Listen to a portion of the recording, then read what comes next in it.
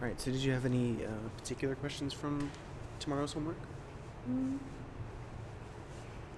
no, I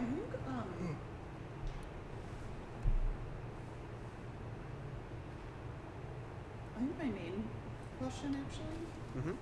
is just making sure I have conceptualized this correctly. So in the homework it says int y equals 5. Right. And 5 is being 5 will persist until I get to, I think it's the base case, right, the lowest. What do you mean 5 will persist? For example, it's if a is greater than b, y equals y plus a. So that's our I guess our base case. Right. The recursion is not happening. So if y equals 5, this right here is going to be 5, right? Because it doesn't change unless, I was trying to draw this out. Yeah, that's fine. And, That's a fine way to do it. Figure out, and I was just okay, this is going to be y equals 5 at this lowest level, and then y is going to change as we go up because that's when y equals 5. So it just depends on the value of a and b, Mm-hmm. right? Because that'll tell you whether or not you're hitting your base case. But Yeah. in the example they gave for part A, which was if you plug in 7 and 11, because that was, if I recall correctly, that was the example for Yeah. 7 and 11. So for those, A is not greater than B, because 7 is not greater than 11. So you're actually not going to hit your base case. You are going to hit the recursive case. Mm-hmm. And then it's going to be y is assign the value, whatever it is, currently 5, plus, and then whatever your function call yields. 8 and 10. So what was your question about y? Or S1, I guess. I think my question was, as we keep going down, when we do finally get, let's see, it'll be 8, 10, 9, 9. Okay. So at 9, 9, we're Yeah. going to hit if A is greater than B. And it's still not, actually, so it goes again. Okay. So it'll go to, Oh, yeah, to yeah. 10, 8. 10, 8. Okay, so at 10, 8, we're going to say y equals y plus 8. So that would be 5 plus 10. Y equals, 5 plus 10. Yeah. Okay. Yep. Okay, so the y value doesn't change until we start going back upwards. Yeah, that's that right. was my question. I was Yeah. does it change? So at the very bottom, at the base case, Yeah. y is going to be assigned 15. And then when you go back up a level, Then we go then you back do up. 15 plus Plus. whatever y was before, which I think every time it's 5. It's just adding a Right, bunch that of was 5s my together. other thing. It was okay, so this is still going to be 5. Yeah. But Yeah. if I have S1 equals, or add S1, then won't my y is going to, Well, y is always in S1. it is always going to be 5. And it's always going to be 5. Mm-hmm. Just keep in mind that that value 5 isn't always going to be stored in S1. Because remember, on the very lowest function call, Mm-hmm. we overrode S1 and made it 15. Right. And The that's thing why that's we did remembering stack. it is the stack. Yeah. Okay. So the Okay. stack is going to have a bunch of 5s on it, as well as a bunch of Yeah, return yeah, yeah. addresses. Okay, good. Right. So we save the value of 5 in every single iteration of the recursion. So it's Yes. always 5. Yep. Okay. Yeah. So eventually when you come back up, it'll be 15 plus a bunch of 5s. Mhm. So you'd expect for that function call, how many times did it do? 1, 8 to 9 to 10. That'd be 3. So I think it'd be 30. I'd have to run through it Okay. formally, but I think it'd be 30, maybe 25. But yes, that's the process for it. Okay. Good to see you came in, Good Noodle. Did you have any questions for the homework? You guys are talking about part 1, right? Or Yeah. question 1, part A? Yep. I see. Yep, that's right. That's where I'm at. That's where I'm also at. Yeah, so I guess I could trace through it on the board, but I'll do it with a different example. since we were just like starting to talk about that. I'll do it with, shoot, I don't know, I'll do 9 and 15, I think. That's what I'll do.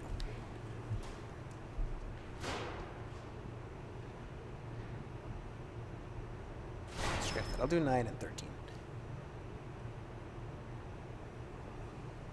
So the thing that this is going to return is it's going to end up returning, well, firstly, I'll just start with this. 9 is not greater than 13, so you're going to skip the base case and you're going to go straight to the recursive case. So the thing that this is going to return is it's going to return 5 plus, and then the next function call. Oops. 10 and 12. And the reason why it's 5 plus is because in the very beginning of your function call, you initialize y to 5. And then in the else case, you say y equals y plus the function call, so 5 plus the function call. And so then this next one is going to return, again, 5 plus the function call of 11, comma 11, because you're adding 1 to that first term, subtracting 1 from the second. And then again, this is not going to hit the base case because 11 is not greater than 11. So this is going to return 5 plus funct of 12, 10. And then now here, finally, we can actually hit the base case because 12 is greater than 10. And so here, instead of y being 5, y is going to be first assigned the value of 5 plus a, and then you're going to return that, where here a is 12. So the return value of this is 5 plus 12. And that's because we hit the base case, and in the base case we assign it to y plus a. Y was originally 5, and a was 12. So you return 17. So we know that when we called this function here, we get our base case, and in that particular case we get 17 for that function call return. So then in the next step, we say, okay, we return 17, and then we add 5 to it. So in total, this function here returned to 22, 5 plus 17. And then again, we do the same thing with the next one. This is 22 plus 5, so this function call here returned 5 plus 22, or 27. And then lastly, the original function we called returns 5 plus 27, or 32. And so if this was the question that you were asked in your homework, then your answer would be 32, because that's the final return value. Also, I called the function calls funct, but in the assignment it's func1. It's just the name of the function. You can ignore that. What's up?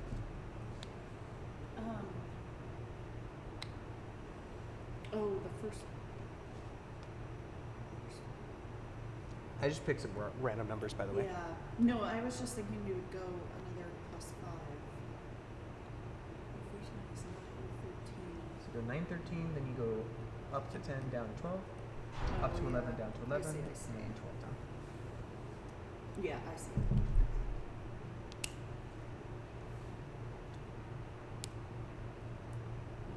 Got any So doing questions these on that? type, oh yeah. So doing these sorts of problems, we want to do our recursive cases first, and then we tally it up essentially. Well, it's not that you want to do your recursive cases first. It's that you just follow and like write down exactly what the code's doing. So I know that on the first pass, it's going to hit the recursive case. So I'm going to write that down. And then on the next pass of this, when I calculate this, I know that it's going to hit a recursive case. So I write that down. And you just write down exactly what the code would be executing, line by line, pretty much. I've just written it here in a different format than the code itself. But you're basically just tracing the operation of the code. Because for all we knew, what if we had started, what if we originally called funct of 1210? Well, then you're never going to hit the recursive case. You're immediately going to hit the base case, and you're just going to return 17. Or, yeah, you're going to return 17. Yep.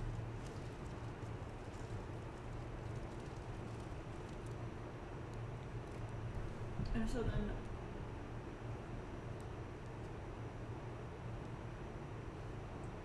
we would store basically, do our stack storage like here before we hit any of these ifs or Well, I think you'd actually want to do your stacked storage at the very top of the function, like before you even assign y.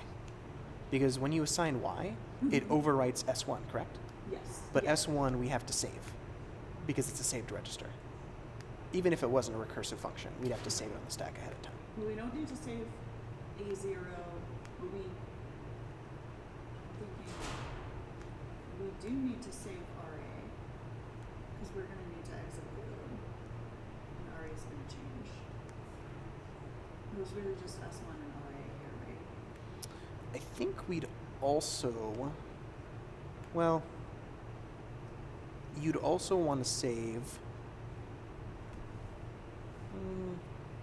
No, I don't think you have to save A or B.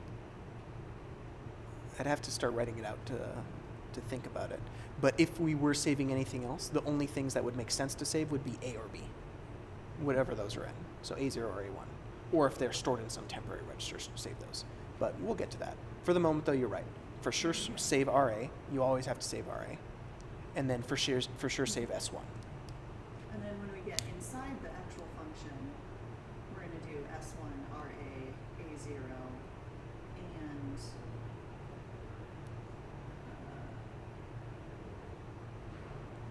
I think that's it. You may not even have to save A0. We'll just have to see. I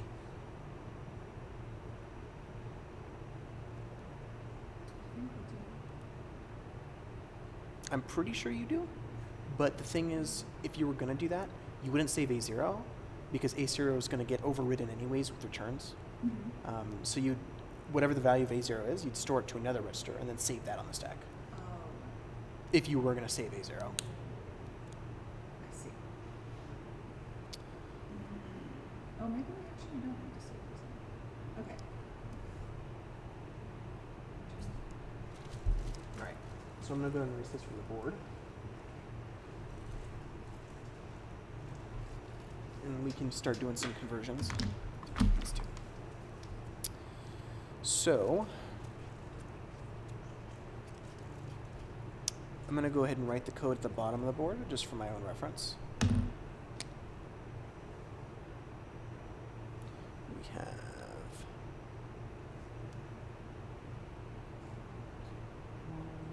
which is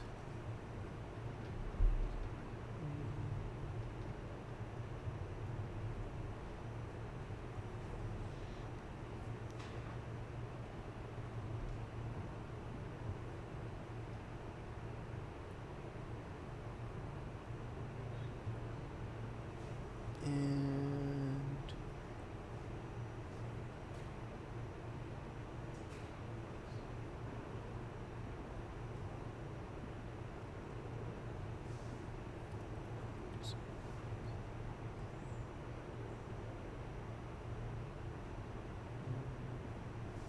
and that second part is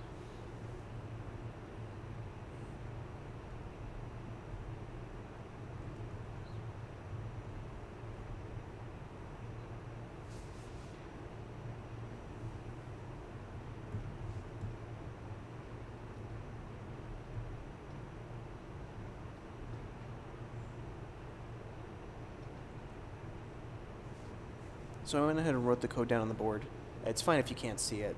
It's just the same exact code as this is on the homework. It's just for me to look at, so I don't have to look back and forth. And we'll go ahead and start with the first few lines of assembly. So the very first line is going to be your label. So in this case, the function is called func1.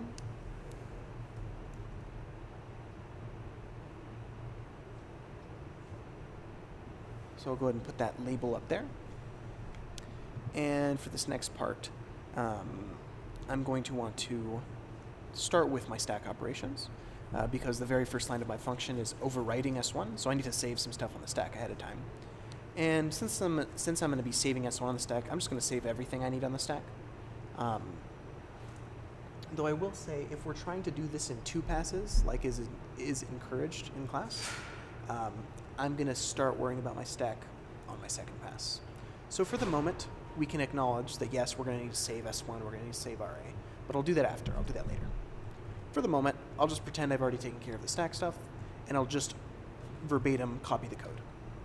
So starting on that first line, we're just assigning S1 to the value 5. So I'm going to go and write that in.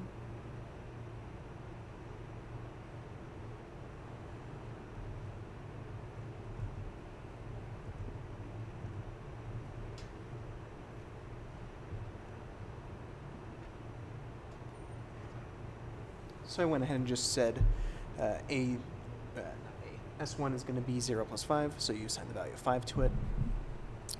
And then the next step is we're going to be doing a comparison. Specifically, we're going to be checking if A is greater than B. And so there's a few ways we can go about this. What I'll do is I'll just go ahead and do a branch statement. What particular branch statement do we think would be the most helpful here? And why?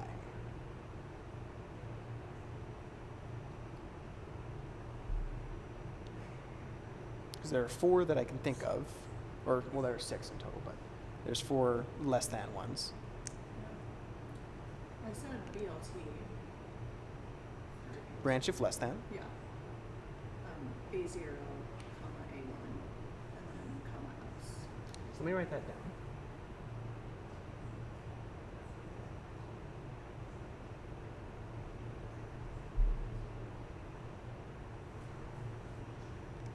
So what this is going to do is it's going to check if A is less than if A0 is less than A1, i.e. if A is less than B. And if A is less than B, it's going to jump to your else case, which is very close, but not quite correct. Because you want to jump if this condition is not satisfied. That's when you want to branch, right? So the opposite of this condition, which is not just less than, but less than or equal to. Oh. So what you would have to do is BLE, Yeah. which I don't remember if you're allowed pseudo instructions. So the next part of the homework is about pseudo instructions. So I'm assuming. I don't. Honestly, it doesn't really matter. It's going to work either way because it's. I guess here's what I'll say. BLE is a pseudo instruction. BLT is the real one. If I was trying to change this into a real instruction, I would. Well, the easiest way to do it is I would take this. This is the operation I'm trying to find out, but that can also be written as the following. Oh, BGE is real? Should be, yeah. Okay. I was thinking, because I think the way I did it in the lab was I did like BLT else, and then I did B branch if equal. I know for a fact this one is one of them, and I'm pretty sure this one is as well. Okay. I'd have to check, but I know for a fact BLT is. I remember that because it's funny. The name is funny to me. But I'm pretty sure as well BGE is. Can't you do 2 statements, No, BLT actually. and BEQ, one right after each other, so both of them go to else? Do 2 statements? Yeah, you could. Yeah. Yep. Yeah, you definitely could. It's fine. We'll just leave it like this. But you could also rewrite this set of code as the same thing, except you swap those 2 and you change that to branch if greater than or equal to.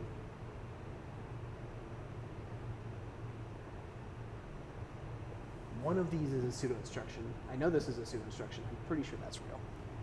But those should both work and give you the same result. And that's going to take care of the branching for us.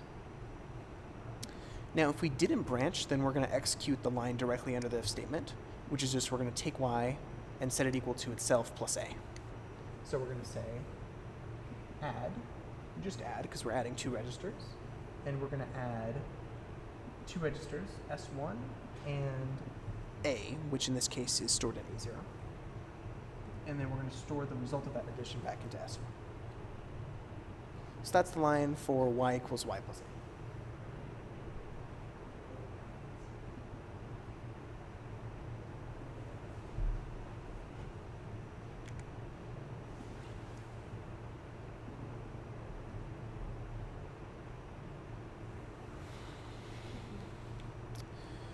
Now we can put the else label here,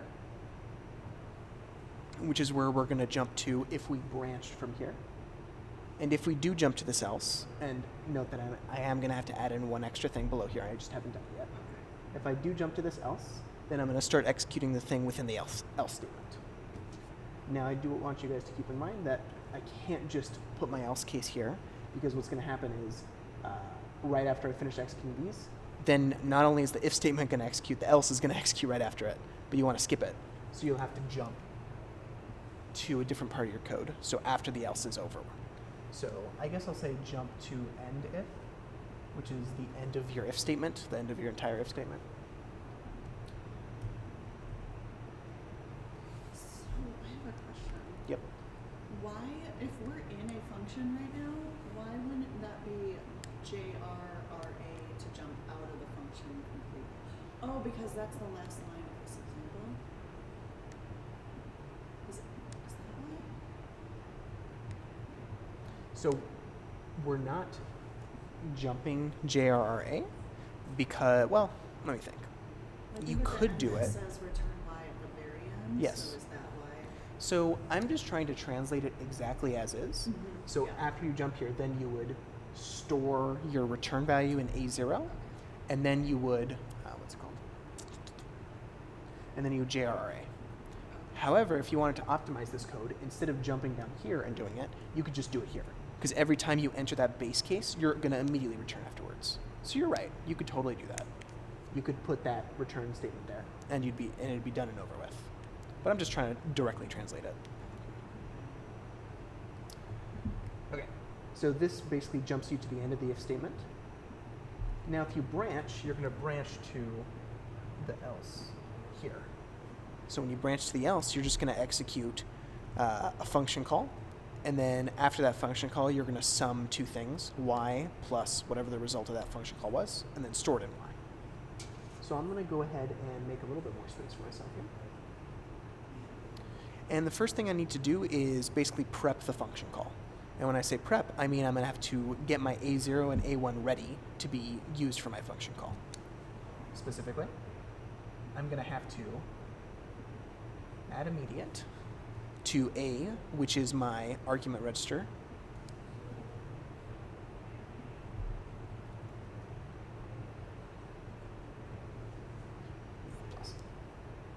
So I have to say add immediate A0, A01, just to increment A0. And then I'm going to do the same thing to B, but I'm going to decrement it by 1.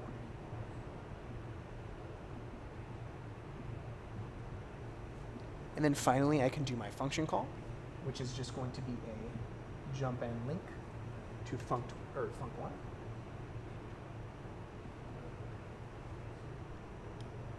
And once I have that function call finished, then I can actually do the operation within the else statement, which is you just take y plus the return value and store it back into y.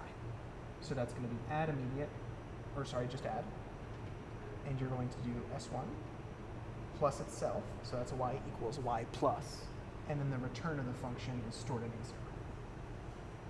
So all of this here implements the setup for the function call itself, and then y equals y plus the return value of the function call.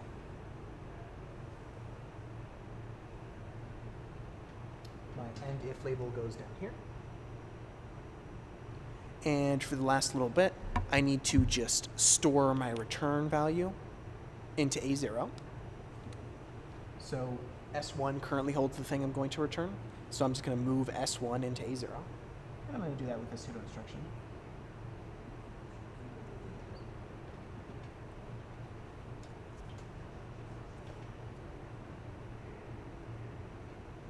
So this is just going to take the value of S1 and move it into A0. And then I can return by doing JRRA. And that's my whole first pass of my function.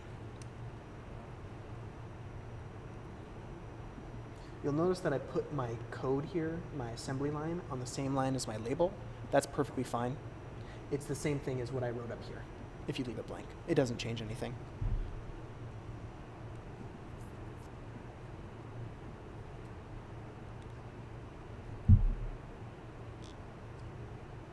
Okay, so any questions on what I have written so far?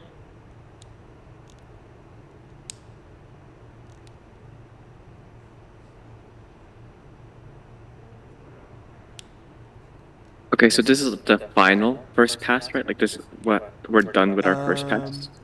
Yeah, I probably am just going to look at it one more time to make sure I didn't make any silly mistakes. But yeah, this would theoretically be the final part of our first pass. Okay. So I have a question. Yep. Okay, so when we're at the base case level, Uh-huh. we jol func one, we return to the top, we see, okay, yes, we're less than, A is less than B, or A is greater than B, excuse me. We jump down to the end if, Yep.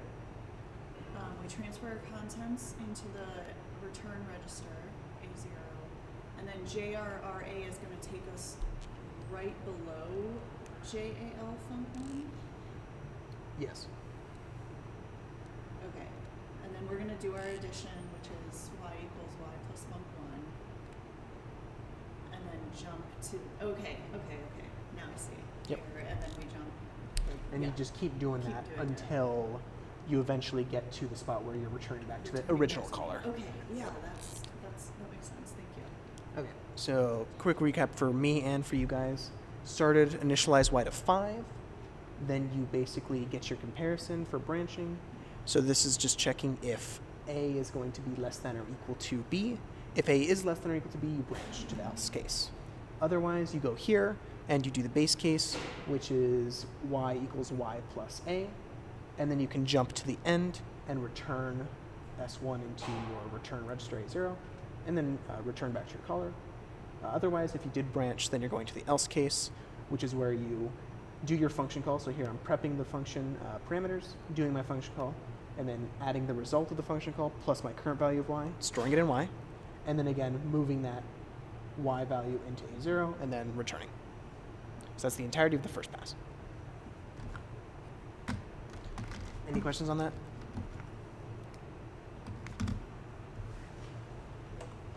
So now I'm going to get into the second pass, and it'll be not as much code, but I will have to talk about it quite a bit. So again, I'm going to draw this the same way I did last time, where I kind of insert bits of code off to the side. You would type this all as one contiguous line.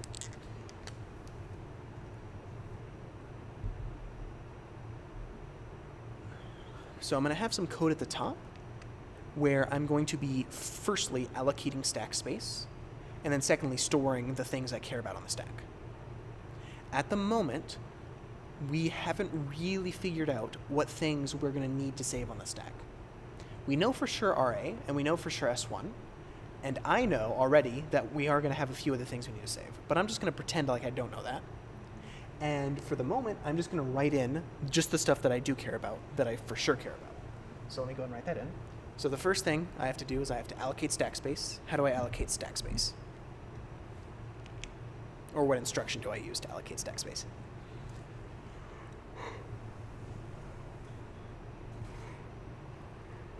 Yep. What do you think, Good Noodle? What do I do? Oh, did we just agree that it was just only S1 that we need to save, or? And RA. You And always RA, want to save okay. RA. Okay. So add immediate SP -8. For now, yes, that's right.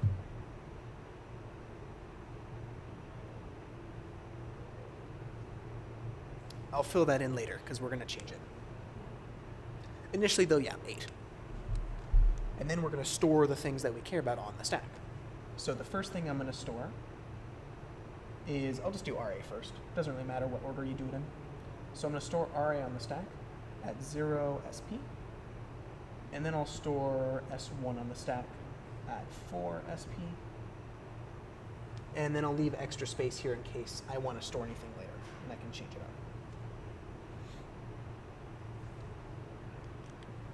For the moment, though, awesome. We've allocated our stack, and we've saved things that we care about on the stack.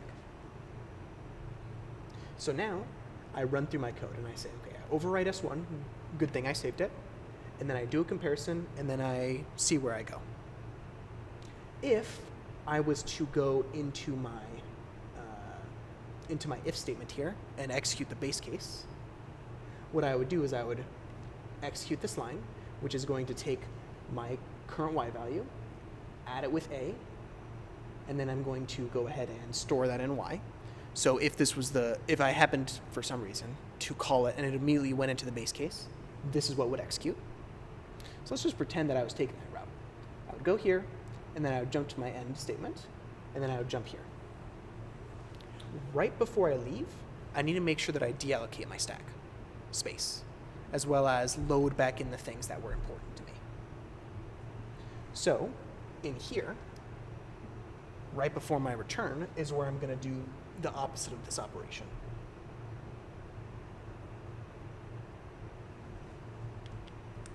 So here I'm going to go ahead and do my load word, and I'm loading the value of S1 and RA back into their corresponding registers.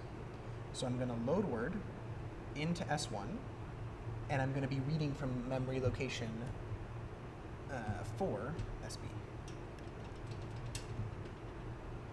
And similarly for my return address register RA, I'm going to say load word RA 0 SP.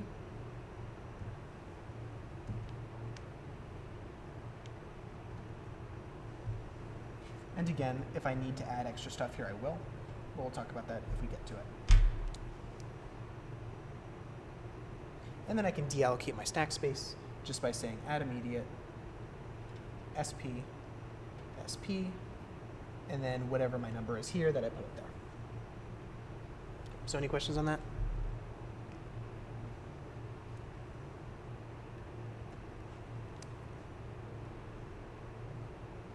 All right. So now I can go through and ask myself, okay, if I just leave it at this, is it going to work? So we just checked the base case, and that seemed to work fine. Now we can check the recursive case and see if we're missing anything. So we enter, we save S1 and RA on the stack, we do a branch. So when we branch, now we override A0 and A1. A0 was originally, I guess, in the example they gave us, let's just use that.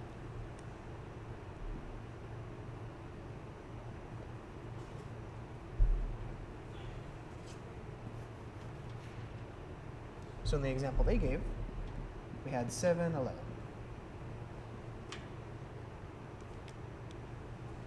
So now what we're going to do is we're going to plug in those values in here, and we say, okay, well, if it was originally 7, now this is going to be 8, and this is going to be 10. So we're prepping the function call for 8, 10. That's what we're doing at the step, and then we call it. Okay, so we go here, and we jump back up, and now we save the new RA and the new S1 on our stack.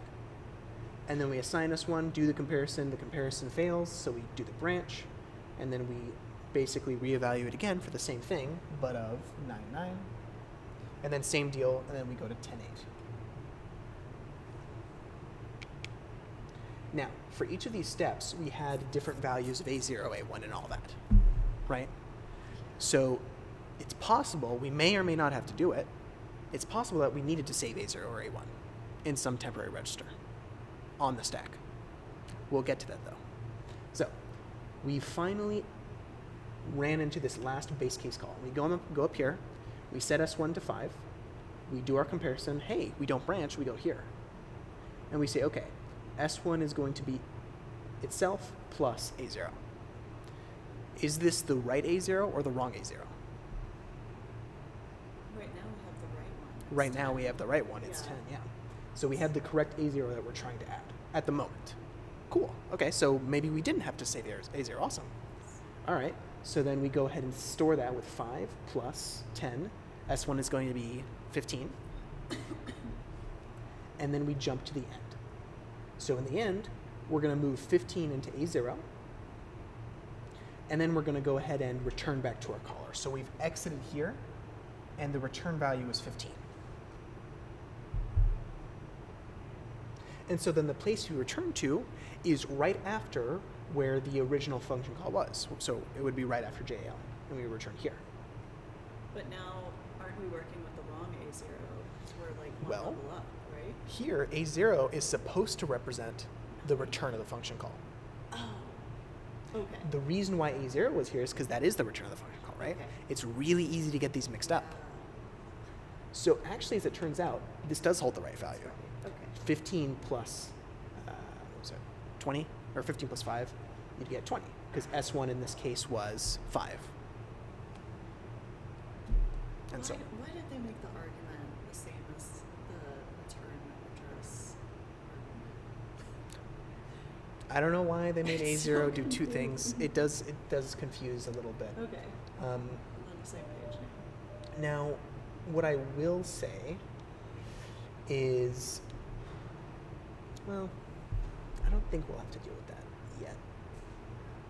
This one, load back in the old value.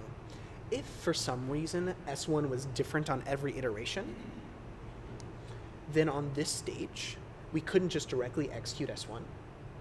We'd have to load back in this current instantiations version of S1 before we can run this line of code. It just so happens that every single time it's 5. So it doesn't matter that we have the wrong value from the wrong iteration because they're all 5. So because of that, we don't really have to worry about it at all. So I guess I'd say for this particular code, this works. In general though, after this function call, right here, you would actually want to load S1. So theoretically, this would go in right there. Just that instruction. And you don't have to repeat that same instruction down here. You would just put this up there and then these bottom two down there. Now again, just since in this particular case, S1 actually is the same every single iteration, it doesn't matter. But in general, this is what you'd have to do if S1 was different every iteration. So then you'd go ahead and return it, or you'd return from the function call, you'd say A0 plus that this instantiations version of S1, which when we load it from memory is 5. 15 plus 5 is 20, and then you're going to move 20 into your return register, and then you're going to return, and then you're going to jump back. So this guy returned 20. Now when you go back here, you say, okay, I'm going to load in my value of S1, but on the stack it was 5, so I load that in. Now I do 5 plus 20, and that's going to give me 25. Move that into A0, return 25. And then finally, we return from this function call here. We load S1 from the stack with this operation. It was 5. 25 plus 5 gives you 30. Move 30 into your return, and then return. And on this last return, remember it doesn't return here, it returns to the int main, or whoever called it. Because this function call was not a recursive function call, it wasn't done within this function. This was called externally. So this was done in int main, and then this function then called its little brothers. So it works. Why do we need to save anything else? We don't. Oh, okay. We don't need to save anything else. Awesome. Initially I actually thought it was A0 that we had to save. But then, or sorry, not A0, S1, because of exactly what I mentioned. It doesn't matter. Okay, perfect. But here in this case, yeah, we don't actually have to save anything else. Don't have to worry about any of that stuff. Though, like I mentioned, since S1 is the same iteration to iteration, we don't care about saving it here, restoring the value here. We could restore it all at the end, but if it was different from iteration to iteration, we would have to put this instruction there. In general, whenever you're doing these recursive functions, sometimes you will have to load the words at different points in the code, but almost like 99% of the time, you're going to have the restoring the stack right before your return.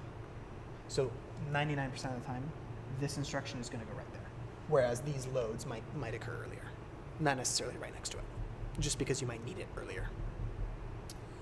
And that's it. So yep, it is going to be 8, and that should work. And then you would test that on Venus and see if we made any silly errors.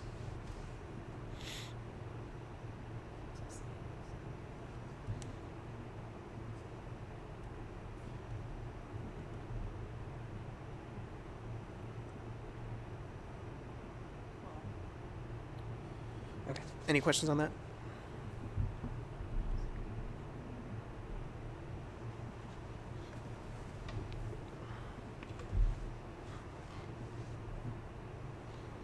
So the first time we would save S1 was because that save register might have been used from some other program. And then the second time we would save S1 again is because it's using the func1 program, but it's calling itself. right? Yes, that's right. Okay.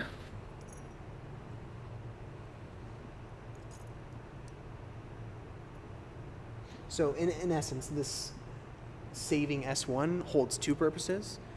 Primarily because we do it on the very first iteration because S1's a saved register, but it also holds the purpose of the fact that S1 is a value we care about in this function.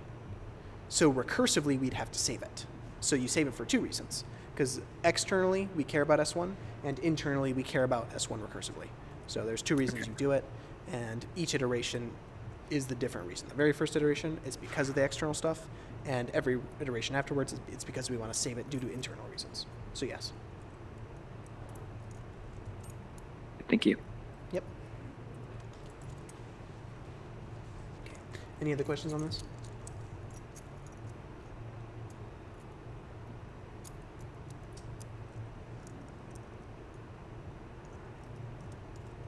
Okay. You guys got any other questions for me?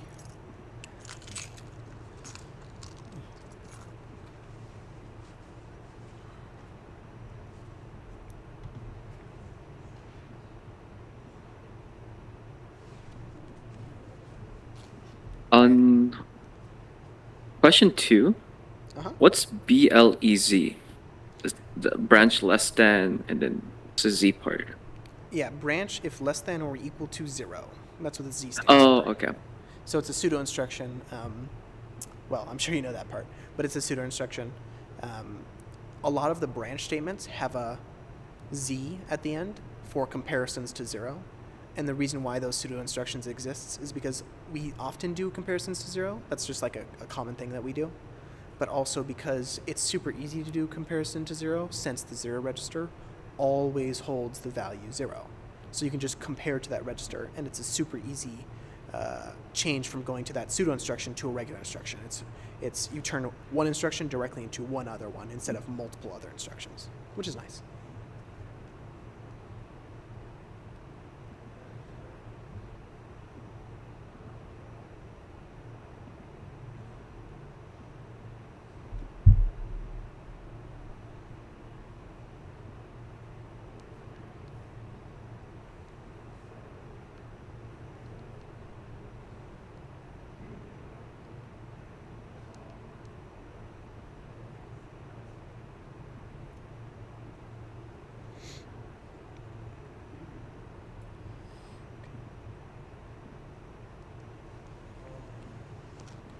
Any other questions for me?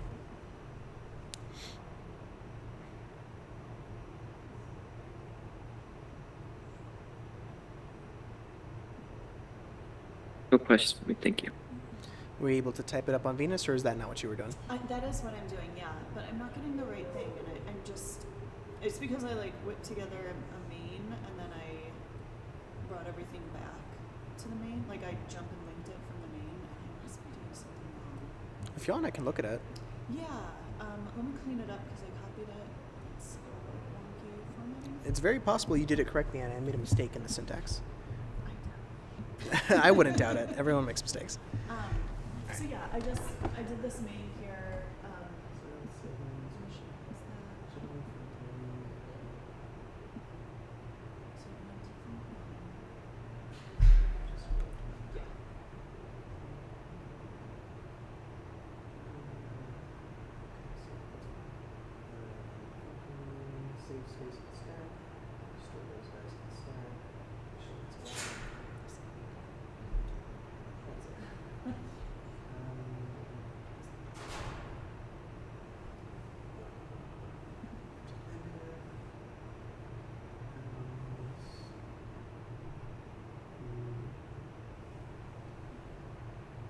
Where's your uni? Where's this guy?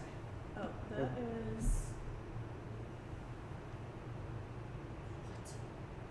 So that's really nice. It is nice. It's right here. Did I delete that? It's very possible. That is probably why it's not working. Yeah, That it's would do it, really yeah. not. It's all good. See, it's always something. Okay, let me add that right. 99% of the time, that's what debugging is all about.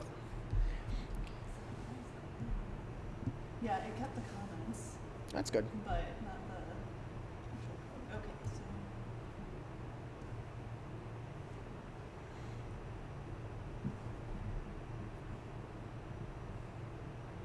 Once you get it into Venus, just format it like mine so that it's easier to compare. Yeah, yeah. So we said we were using BGE, right? I used BLE. Oh, okay. You could do BGE though. That's fine. I wrote the equivalent command or the equivalent instruction in a comment next to it, so you can use the other one.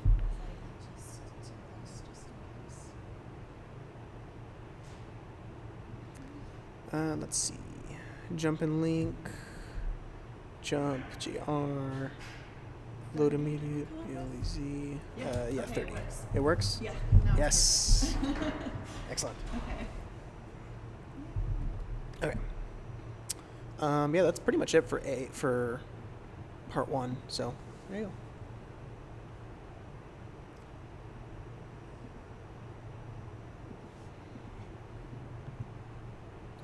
So we have our next midterm, not next Thursday, but I believe it's the Thursday after. Thursday? It's like the 15th. Sorry, Wednesday. Oh, okay. Wednesday. So 2 weeks from tomorrow. 2 weeks from tomorrow. Tomorrow. Yeah.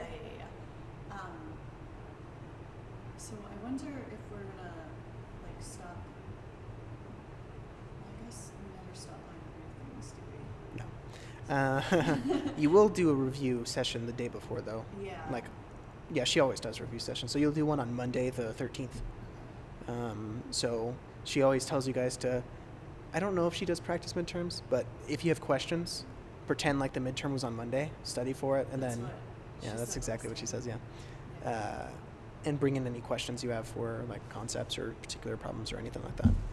Yeah, I was just thinking if we don't have any more questions, like just reviewing some stuff. Or, I don't Yeah, know. I don't mind. I can do a review. I can talk about the homework. I can talk about whatever. Doesn't really matter. Good Noodle, what are you working on? Struggling with? I was taking a look at the thing. I believe it was Appendix B for question 2. But Yeah. since the review is coming up, or like the test is coming up, we could also do something like that as well. Oh no, I mean we can definitely look. I believe it should be everything from ALUs, right? I don't remember anything else that we did before ALUs. Yeah, I think that was like the start right afterwards. After, yeah. I'm like I've pushed Mhm. System Verilog like completely out of my head, so it's kind of scaring me that we're gonna have to go back and probably like Remember all that. yeah, like Yep. way worse things than the midterm, the first midterm, which was like very short snippets of it. But no, we can definitely look at pseudo instructions more. Yeah. All you'd have to do really for question 2 is just you look at Appendix B, the very last page, that has all the pseudo instructions on it. And then just write them, right? Pretty much, yeah. Okay. Because it actually shows you the conversions to real instructions there. So you kind of just quote unquote fill in the blanks, and that's it. So if you want, I can go over them, but I don't imagine you guys will have that much trouble with it. Yeah, so like just for D, we would be like LUI, S1, and then convert it. Or, I mean, if this is within the range, it looks like negative 45 is within the range, so that would just be like an add I to an S1, right? Yep. But then LUI would, oh, and I see, I bet It's one of these 'cause- is going to be a 10. Okay, F, we're going to have to do LUI with the, and change the B Yep. to one decremented, and then, okay. Yep, Yeah, that's right. I think I should be okay.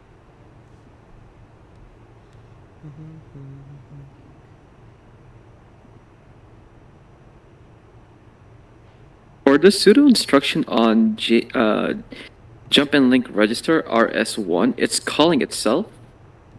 And then, for pseudo instruction, last page.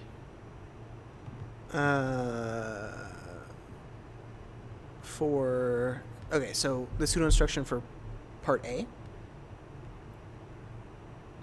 Which one? Oh, it's just the one in table B.7. JALRRS1. JALRRS1. Yes. So it's calling itself, and then it does the RA, then RS1, and 0.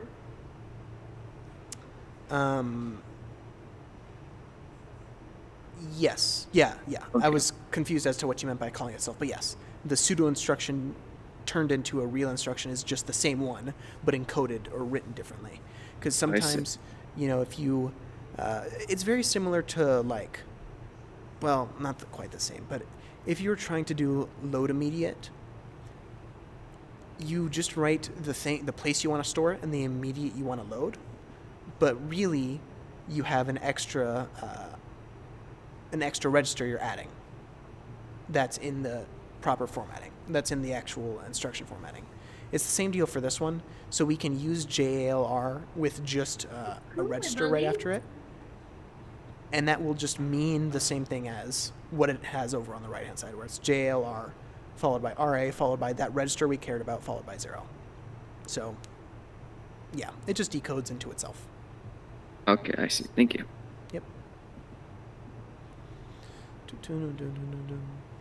You'll also see in the pseudo instruction table RET and call, which are the same ones. I might have mentioned that to you guys before, where we use jump and link as calling a function and JRRA as returning from a function, but there are actual pseudo instructions called return and called call, and you can just use those.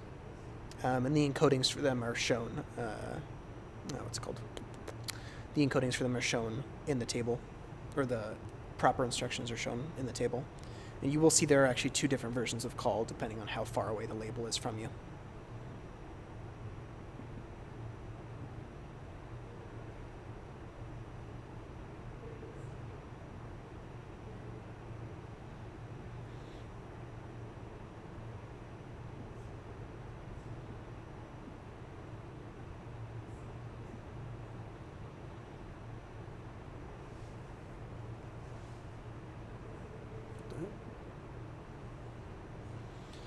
Okay.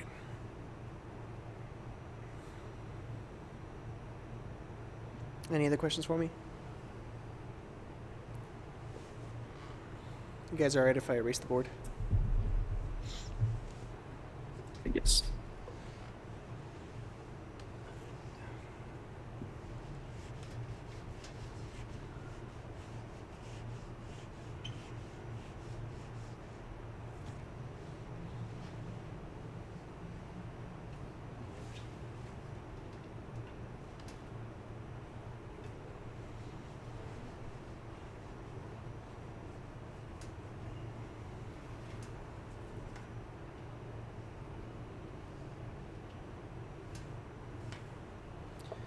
Okay. Were there any review questions you guys wanted to talk about?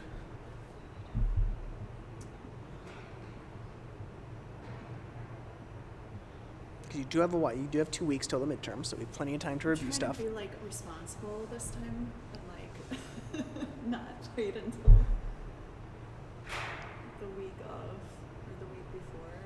Or the night before, maybe. Yeah, my brother and sister-in-law are like, "Oh, we're moving to California. We're taking a road trip. We'll be there on Sunday, so they're gonna be staying with me." And so like, I feel like I need to start working on this stuff Yep. sooner rather than later.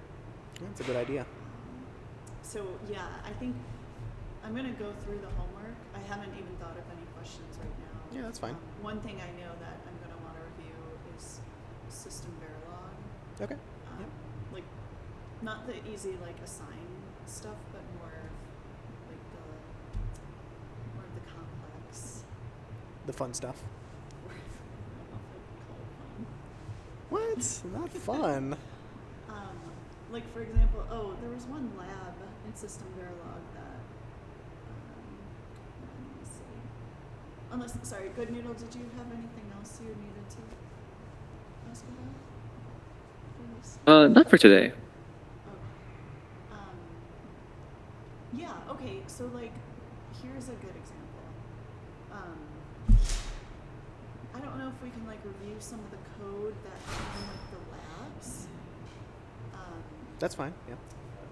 That like because there was one lab where I had to have the TA come and like walk me through what was happening, or like even like making test benches again, or like any of that stuff. I don't know if test benches are even going to be on the exam, but Like making one from scratch? Maybe. I wouldn't say definitely not, but probably not. I don't imagine you have to do that. um, She might give you some test bench code and ask you about different parts of it or something. yeah, it's like That's a possibility. it's like all of that. Like the ALU.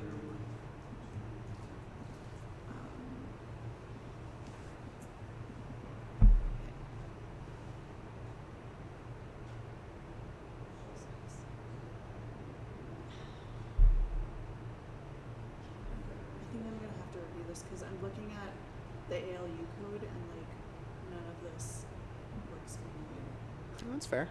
except for assign X1. Like, oh my gosh. Oh right, the if statements is the question mark followed by the colon. Else.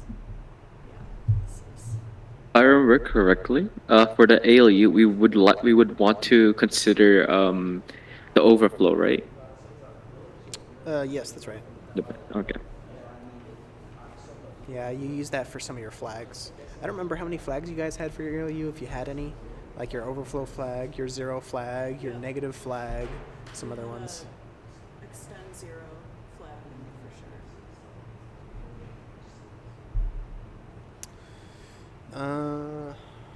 What else?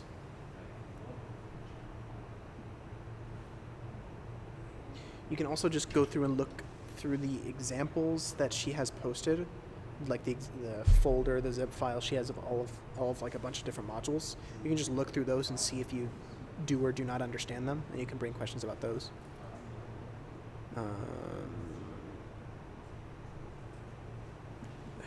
And I guess if we run out of examples, I can go through other like example codes because I have some on my GitHub that I could go through. That would be great. Yeah, like anything, any examples would be really great. Like I found it really helpful when we did that one interview question. Like that sort of thing to me is really helpful. Like something we haven't seen that we have to like think about, Mm-hmm. like brand new. It's just-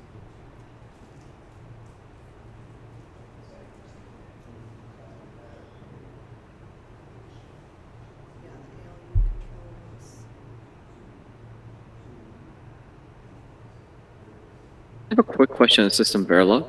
Yep. Uh, was it written in C or what language is it written out of? What do you mean? Or like, um, you know how like some languages are like made from other languages? Like, if I remember, PHP was written from like C, I think. Is System Verilog or Verilog is Verilog? made from Verilog. Oh, from Verilog. Okay. Yeah. And then Verilog was a new language that they made. Yep. Okay. Yeah. In terms of like compiling, I don't actually know what compiler they use for the code, or at least the simulators. I don't know what the simulators use. I think it's just C or C++ that they use to compile it and run it. I think that's what they use.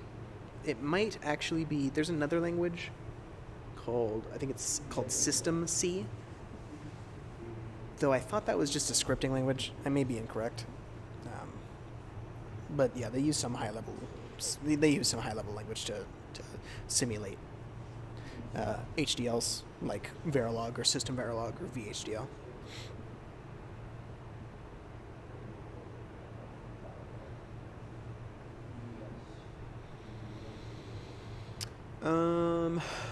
Okay. Okay, so I guess here's what I'll do. Since you guys don't quite have any questions prepared yet, I will give you guys a question to think about. This is a question I had to think about when I was doing my junior design project for the water bottle that I had to do. And the problem was this. When you're reading from the sensor, you typically would have to assume that the water bottle isn't moving, that it's stationary. But what if, it's in a car and it's bouncing around, and so your water level meter is like bouncing around and it's reading a whole bunch of different values for the actual current water level. You have to make a circuit that basically cleans up the input signal so it doesn't just randomly wildly change with those bouncing jitters, but rather takes it over a period of time and kind of like either averages the value or doesn't change if there's like very rapid changes in your input. So you have an input signal, which I'll just call water level, and say it's 4 bits. You have to put it into a circuit and generate a stabilized level, also a 4-bit value, where it's just this value, but you don't change it very, very quickly. You have to be able to not respond to immediate changes in the input. So I'll let you guys think about how to do that.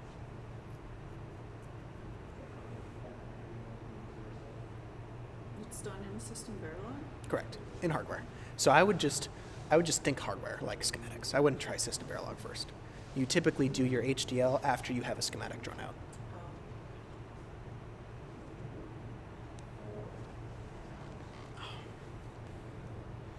And I will say that there are many solutions to this problem.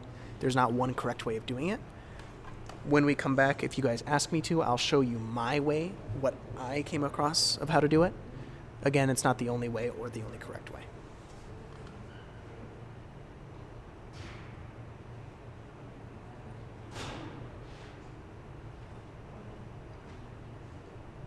Did you use the So with those, oh, Was that good, Noodle? oh sorry. So with those 4 bits, that's going to represent like how high the water level is. Correct. Right? But Okay, it and the doesn't have to stabilized. be. It can just be a signal in general that changes Mhm. rapidly. It doesn't have to be a water level. I'm just naming it that because that's what it was called when I did it.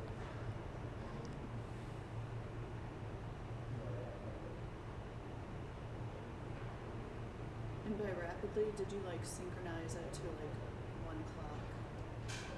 Like it changing? Rapidly, as in, so here's the actual setup. There was a potentiometer, which is dependent on a fluid level. So it looked like a ruler, and you stuck it in like a water bottle. And depending on how high the water was, it would, well, it's a potentiometer, it's a variable resistor. So its resistance would vary with the change in the water. So the higher the water level, the lower the resistance.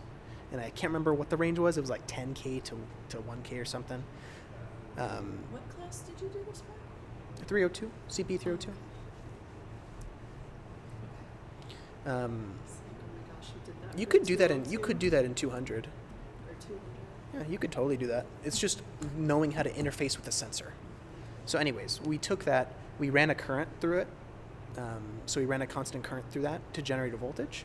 And then we read that voltage into an analog to digital converter so that you could take that 5 volt or 3 volt or 2 volt and convert it into a 4-bit number that goes from 0 to 15, where 0 represents 0 volts and 15 represents 5 volts. So you have a voltage there.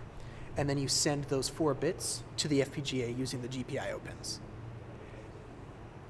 These are those 4 pins. So that's how it physically was in our project. But you can just think of this as a 4-bit signal where each of the bits can change wildly, if that helps. You don't have to think about the hardware. Is that what analog to digital means? Like just from 0 to how many volts, and then just converts it into binary type of thing? Yeah, analog to digital Okay. literally means you take some analog value, and when I say analog, it means it's continuous. It can be any range, anything between 0 and 5 volts, any real number, or even if it was like current or something, and then it's encoding that value into binary. So that's what analog to digital is, and you can do it backwards too. You can do a DAC, digital to analog converter.